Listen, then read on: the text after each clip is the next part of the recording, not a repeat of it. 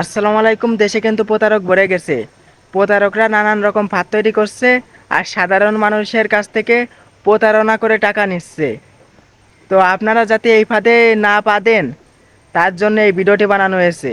তো আমাদের এক প্রতিবেশীর কাছ থেকে কিভাবে এই প্রতারকরা টাকা নেয় সেটি আপনাদেরকে বলবো। আর আপনারা কেউ এই প্রতারকের ফাঁদে পা দিবেন না। প্রতারকরা যেভাবে তাদের কাছ থেকে টাকা নিল, প্রথমে প্রতারকরা তাদেরকে ফোন দিয়ে বলল, আপনাদের জন্য সরকারের পক্ষ থেকে একটি অনুদান এসেছে। যদি আপনি এটি নিতে চান তাহলে আপনাদের এলাকার ব্যাংকে চলে যান, একটি ফর্ম কিনতে হবে। সে ফর্মের দাম 3500 টাকা, বা আমাদের কাছ থেকেও কিনতে পারেন। তো প্রতারক বলল, এই অনুদানের ফলে আপনি পাবেন প্রতি মাসে 10,000 টাকা করে, আর 25 কেজির বস্তা, এক বস্তা চাল। আর এই অনুদানের কথা কাউকে বলবেন না। তো এখনই 2 ঘন্টার মধ্যে চলে আসুন। তো লোকটি ভাবলো, যেহেতু 10,000 টাকা করে দিচ্ছে প্রতি মাসে, সেহেতু আমার 3500 টাকা গেলে কোনো সমস্যা নেই। তো লোকটি এটি ভেবে ব্যাংকে যাওয়ার পথে রওনা দিল।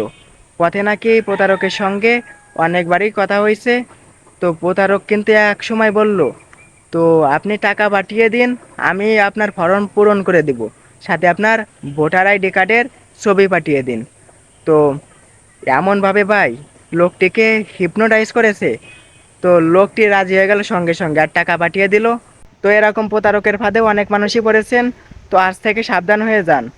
তো এই ভিডিওটি দেখে যদি একটুও উপকৃত থেকে থাকেন তাহলে কমেন্টে সবাই বলে যাবেন। তো আজকের মতো ভিডিওটি এই পর্যন্ত। দেখা হবে অন্য একটা ভিডিওতে। সবাই ভালো থাকবেন, সুস্থ থাকবেন। Bye bye.